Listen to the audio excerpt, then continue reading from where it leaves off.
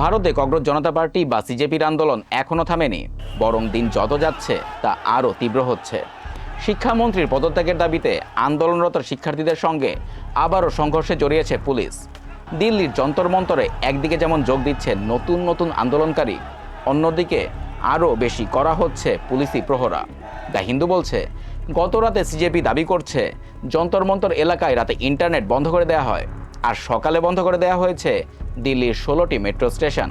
নরেন্দ্র মোদী এক্সে প্রশ্নফাঁস ইস্যুর সঙ্গে জড়িতদের দৃষ্টান্তমূলক শাস্তির অঙ্গীকার করেছেন, কিন্তু রাহুল গান্ধী সেই পোস্ট শেয়ার করে বলেছেন শিক্ষার্থীদের কাছে ক্ষমা চাইতে হবে।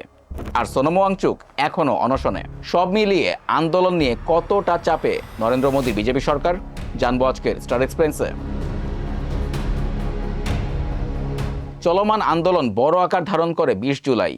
নয়াদিল্লিতে সিজেপির সংসদ চলো কর্মসূচিতে পুলিশ কাঁদানে গ্যাস ও লাঠিচার্জ করলে পরিস্থিতি উত্তপ্ত হয়ে ওঠে।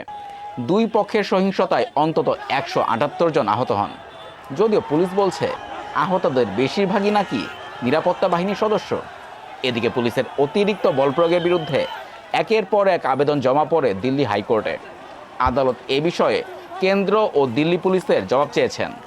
তবে আরেক শুনানির এক পর্যায়ে আন্দোলনকারীরা পুলিশের বল প্রয়োগের ভিডিও দেখাতে চাইলে ভারতের প্রধান বিচারপতি বলেন, we are not interested in videos, we don't have time to watch them. আর এই প্রধান বিচারপতির বিতর্কিত মন্তব্যের জের ধরেই তৈরি হয়েছিল ককরোচ জনতা পার্টি। কিন্তু ভারতের এই আন্দোলনে সিজেপি একা নয়, সরাসরি এবার যুক্ত হয়েছে বিরোধী দলগুলোও। মোদির বাড়ির সামনে থেকে রাহুল গান্ধীকে পুলিশের তুলে নিয়ে যাওয়ার ঘটনাটা পুরনো হয়ে গেছে। আন্দোলনের প্রতি সমর্থন জানিয়ে সংবাদ সম্মেলন করেছেন কংগ্রেস নেতা রাহুল গান্ধী। তিনি মোদীকে শিক্ষার্থীদের কাছে ক্ষমা চাইতে বলেছেন। সাথে সিজেপির প্রধান দাবির সাথে সুর মিলিয়ে দাবি করেছেন শিক্ষামন্ত্রী ধর্মেন্দ্র প্রধানের পদত্যাগ। আন্দোলনকারীদের সমর্থনে কালো পোশাক পরে পার্লামেন্টের সামনে অবস্থান নেয় বিরোধী দলের সংসদ সদস্যরা। আম আদমি পার্টির নেতা কেজরিওয়াল সরকারকে বলেছেন, আবার বল প্রয়োগ করবেন না, এতে হিতে বিপরীত হবে। তবে ভারতের প্রতিরক্ষা মন্ত্রী রাজনাথ সিং বিরোধী দলগুলোর সমালোচনা করে বলেছেন, তারা রাজনৈতিক স্বার্থে শিক্ষার্থী ও তরুণদের ব্যবহার করছে এবং কৃত্রিমভাবে ক্ষোভ সৃষ্টি করছে। কিন্তু ককরোচ জনতা পার্টির নেতা অভিজিৎ দীপকে অভিযোগ করেছেন, আন্দোলন নষ্ট করতে বিজেপি পাথর নিক্ষেপকারীদের পাঠিয়েছে আর পুলিশ এনেছে সেই পাথরের ট্রাক। তবে দিল্লি পুলিশ জানিয়েছে 20 জুলাইয়ের বিক্ষোভকে কেন্দ্র করে 5টি থানায় মোট 10টি এফআইআর দায়ের করা হয়েছে। অন্যদিকে আন্দোলনের অন্যতম চরিত্র সোনম ওয়াংচুক, যাকে অনশন থেকে জোর করে তুলে নিয়ে যাওয়া হয়েছিল, তিনি হসপিটালেই অনশন চালিয়ে যাচ্ছেন। অনশন ভাঙার অন্যতম শর্ত হিসেবে জানিয়েছেন, পুলিশ শিক্ষার্থীদের বিরুদ্ধে কোনো ধরনের ব্যবস্থা নিতে পারবে না।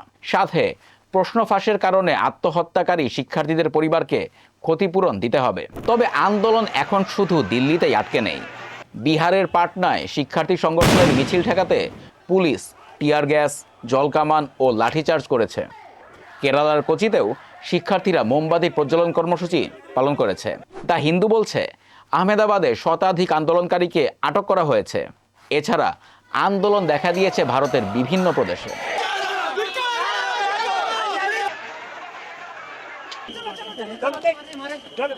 সব মিলিয়ে আন্দোলন নিয়ে কতটা চাপে নরেন্দ্র মোদীর বিজেপি সরকার, যাওয়া যাক সেই আলোচনায়।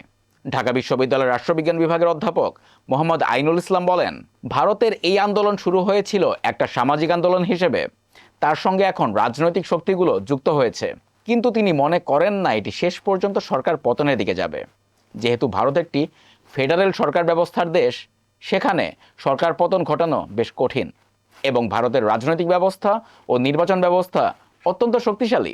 তবে তার মতে ভারতের আগামী নির্বাচনে নরেন্দ্র মোদীর বিজেপি একটা ইমেজ সংকটে পড়বে এবং নির্বাচনে জটিল পরিস্থিতির মুখোমুখি হতে পারে।